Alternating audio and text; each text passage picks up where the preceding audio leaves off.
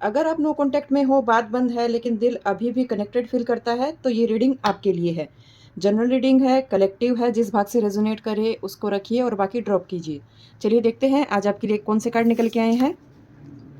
King of pentacles, second one three of cups,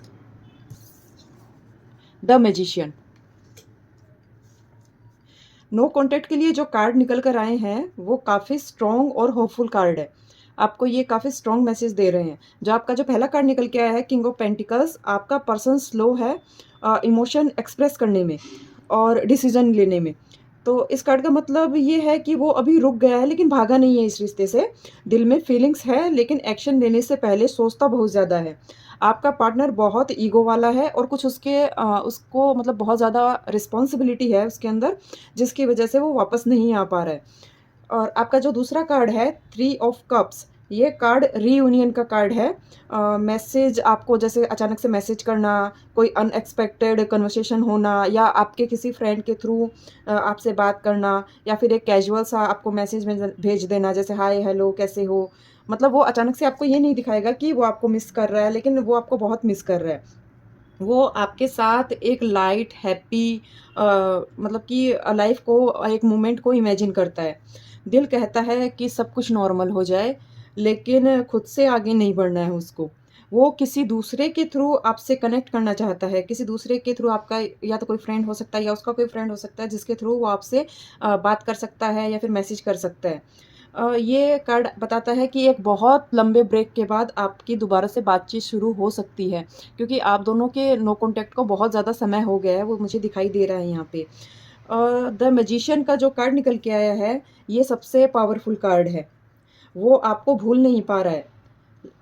अचानक से उसका मैसेज कॉल आ सकता है, लेकिन इसमें ट्विस्ट ये है कि एनर्जी दोनों तरफ से काम करती है।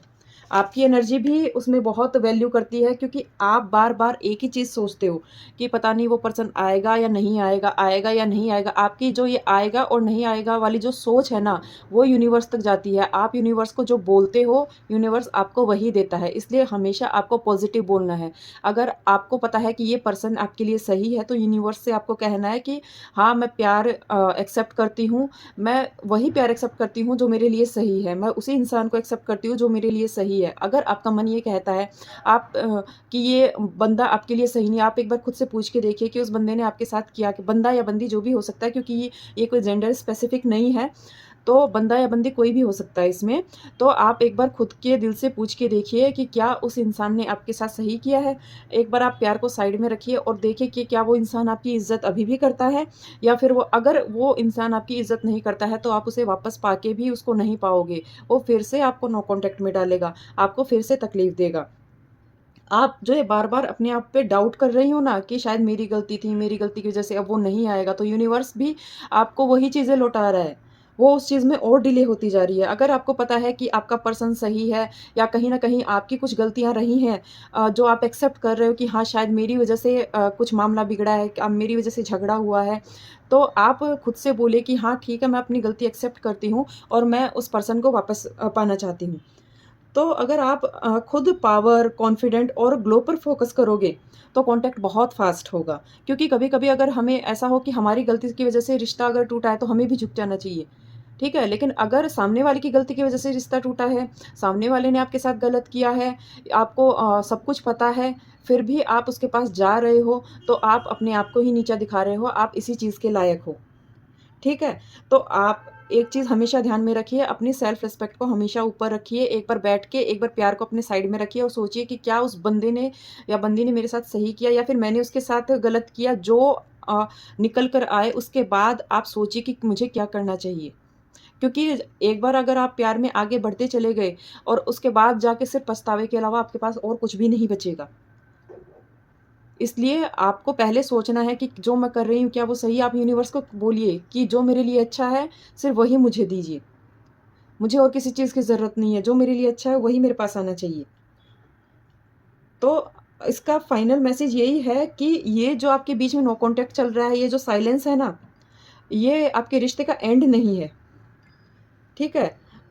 वो आएगा, ठीक है? ये रिश्ता मूव करेगा, लेकिन ये तब करेगा जब आप अपनी वैल्यू समझेंगे।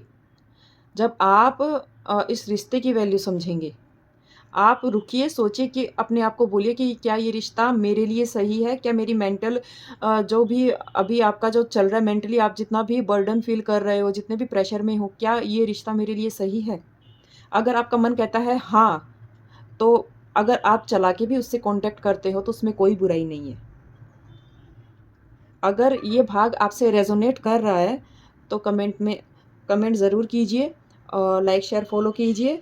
कमेंट में राधे राधे ज़रूर लिखिए, ठीक है? और अगर आप इसमें कुछ डीपली जानना चाहते हैं, अपनी पर्सनल रीडिंग बुक करवाना चाहती हैं, तो आप मुझे मैसेज में पर्सनल रीडिंग लिख सकते हैं। जय श्री राधे राधे।